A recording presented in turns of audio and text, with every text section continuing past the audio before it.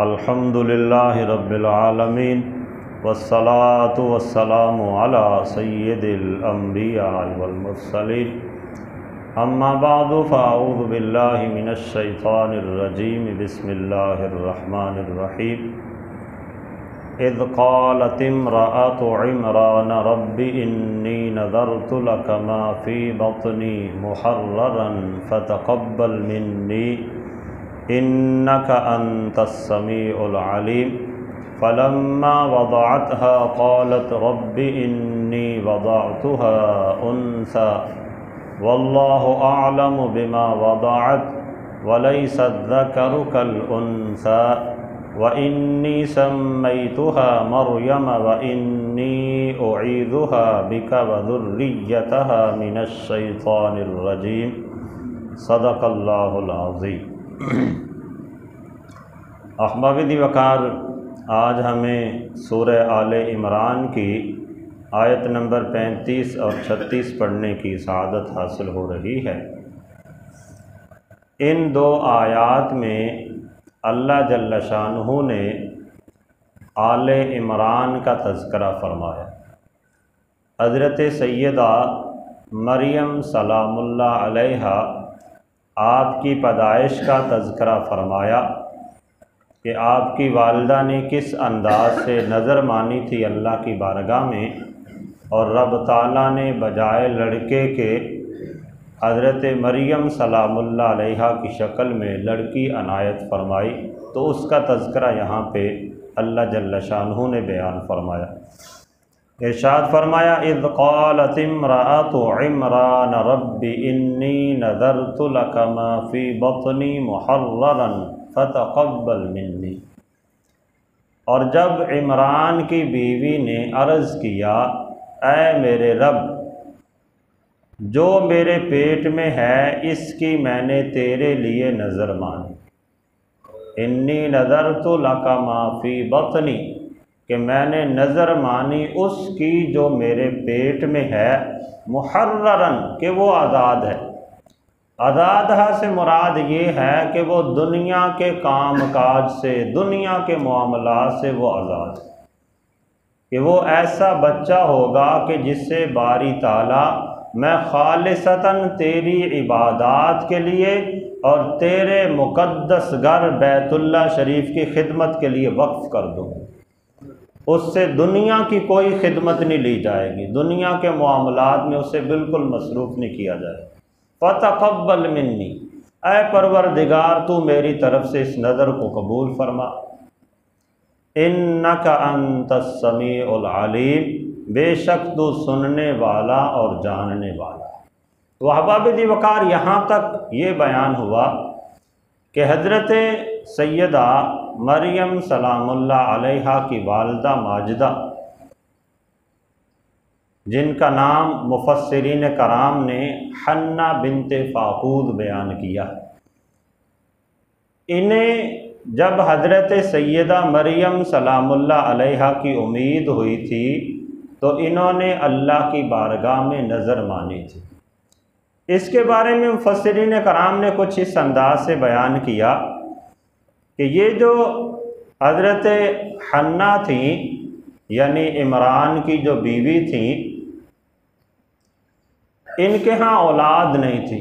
کافی عمر رسیدہ ہو چکی تھیں، اولاد سے مایوس ہو چکی تھیں۔ تو ایک دن یہ کسی درخت کے نیچے تشریف فرما تھیں، انہوں نے دیکھا کہ درخت کے اوپر ایک پرندہ بیٹھا ہے۔ بعض مفسرین کرام نے پرندے سے مراد چڑیا لیا، بعض نے مطلقاً پرندہ بیان کیا کہ ایک پرندہ بیٹھا ہے اور وہ اپنی چونچ کے ذریعے اپنے بچے کو کچھ کھلا رہا یا بچے کے ساتھ کھیلیاں کر رہا۔ تو جب حضرت حنہ انہوں نے دیکھا کہ اس طرح سے پرندہ اپنے بچے کے ساتھ لطف اندوز ہو رہا ہے، تو ان کے دل کے اندر بھی اولاد کی محبت پیدا ہو۔ اللہ کی بارگاہ میں التجا کر دی، یا باری تعالیٰ میری بھی کوئی اولاد ہونی چاہیے، میرے ہاں بھی کوئی بچہ ہونا چاہیے، تاکہ میں بھی اس سے لطف اندوز ہوں، اس کے ساتھ کھیلوں کودوں۔ تو رب تعالیٰ نے پھر ان کی اس دعا کو شرف قبولیت عطا فرمایا۔ تو آپ حضرت عمران سے حاملہ ہو گئیں، اس وقت بڑھاپے کی عمر تھی۔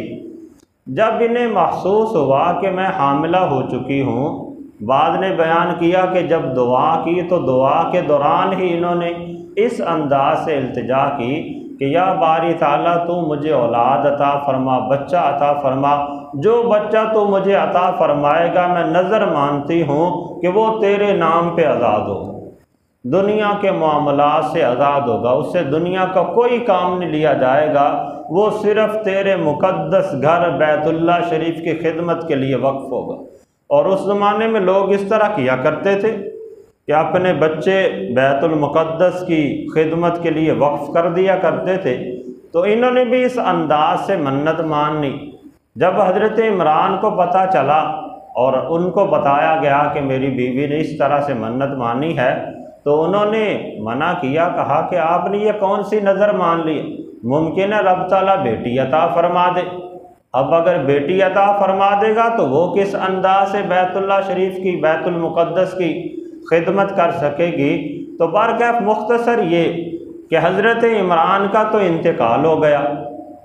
حضرت مریم کی پیدائش سے پہلے ہی آپ کے والد حضرت عمران کا انتقال ہو گیا، اور اس کے بعد پھر حضرت مریم سلام اللہ علیہا کی ولادت ہوئی، اور ولادت ہونے سے پہلے تک آپ کی والدہ کو پتہ ہی نہیں تھا پیٹ میں کیا ہے۔ یہ تو آج کل کے دور میں الٹرا ساؤنڈ اس طرح کے معاملات آ گئے، لوگ اندازہ لگا لیتے ہیں، لیکن پھر بھی اکثر غلطی ہو جاتی ہے، اس کے اندر بھی کئی بار سننے میں آیا۔ تو بارکیف حضرت مریم سلام اللہ علیہا کی والدہ نہیں جانتی تھی کہ پیٹ میں کیا ہے، نظر انہوں نے مان لی تھی۔ پھر جب حضرت مریم کی ولادت ہوئی تو اس کا یہاں پہ اگلی آیت میں تذکرہ فرمایا، فَلَمَّا وَضَعَتْهَا قَالَتْ رَبِّ إِنِّي وَضَعْتُهَا أُنْثَىٰ، پھر جب اس کے ہاں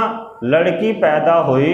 تو اس نے عرض کیا کہ اے میرے رب، میرے ہاں تو لڑکی پیدا ہوئی ہے، میں نے تو لڑکی کو جنم دیا ہے۔ یعنی پریشان ہو گئی کہ میں نے تو نظر مانی تھی کہ بیت المقدس کے لیے آزاد کروں گی، وقف کروں گی، لڑکا پیدا ہوگا، اب یہ ہو لڑکی پیدا گئی۔ اب یقیناً لڑکی کو تو وہاں پہ خدمت کے لیے وقف کرنا مشکل تھا، کیونکہ لڑکی کے اندر بہت سے معاملات ہوتے ہیں جو کام مرد کر سکتے ہیں وہ عام طور پہ خواتین نہیں کر سکتی۔ تو اس وجہ سے یہ پریشان ہوئیں کہ اب میری نظر کا کیا بنے گا، تو اللہ کی بارگاہ میں عرض کرنے لگی کہ یا باری تعالیٰ، میں نے تو لڑکی کو جنم دیا ہے، واللہ اعلم بما وضعت، حالانکہ اللہ زیادہ بہتر جانتا ہے کہ انہوں نے کیا جنم دیا تھا۔ اللہ کو بہتر پتا تھا کہ حضرت عمران کی بیوی نے کیا جنم دیا ہے۔ اور پھر آگے اللہ جل شانہ نے اس کو اس انداز سے بھی بیان فرمایا کہ وَلَيْسَ الذَّكَرُ كَالْأُنثَىٰ، تو حضرت مریم کی والدہ نے ساتھ یہ بھی کہا کہ جو میرا مطلوب تھا، جو میں نے طلب کیا تھا، وہ اس لڑکی کی طرح کا نہیں ہو سکتا، کیونکہ وہ تو میرا مطالبہ تھا نا، اور لڑکی رب تعالیٰ نے عطا فرمائی ہے۔ مطلب یہ کہ جب رب تعالیٰ نے عطا فرمائی ہے تو اس میں یقیناً کوئی حکمت و دانائی ہوگی، اس لیے کہا کہ جو میرا مطلوب تھا، جو میرا مطالبہ تھا کہ مجھے لڑکا پیدا ہو، تو اللہ نے لڑکی عطا فرمائی، تو اس لیے کہا کہ وہ لڑکا جو میرا مطلوب تھا وہ اس لڑکی کی مثل نہیں ہو سکتا۔ بہرکیف جب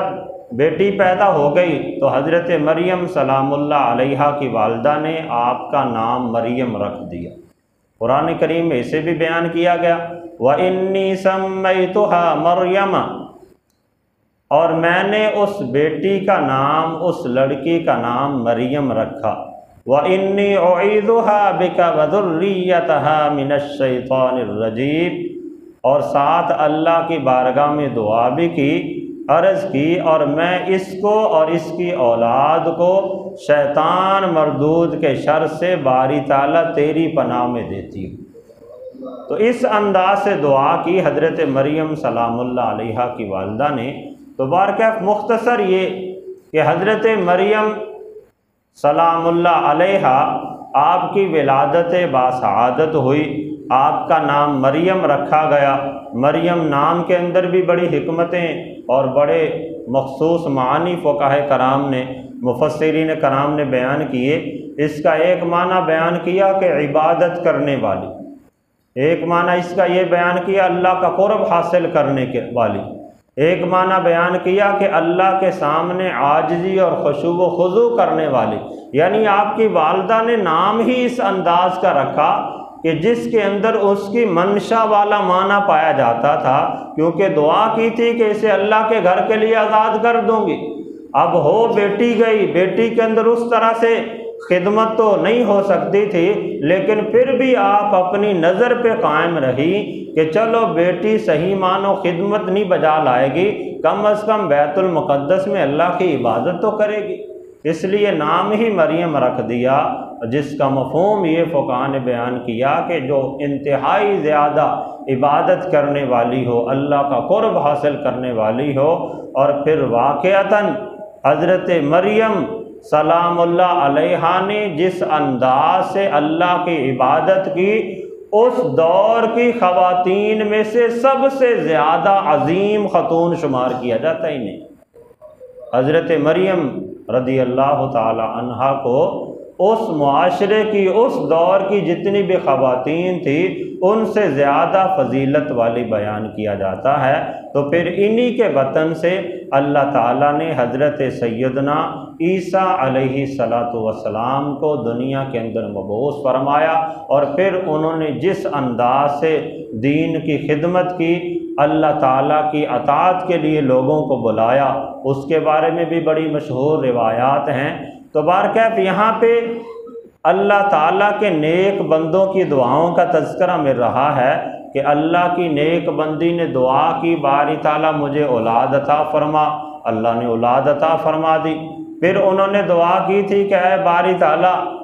میری اولاد کو اور آگے اس کی اولاد کو شیطان سے محفوظ فرما، تو اللہ نے شیطان سے اس طرح سے حفاظت فرمائی۔ بخاری شریف کی ایک حدیث مبارکہ ہے، حضرت سیدنا ابو ہریرہ رضی اللہ تعالی عنہ روایت کرتے ہیں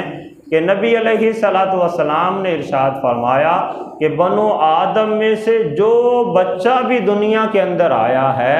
جو بچہ بھی دنیا میں آتا ہے،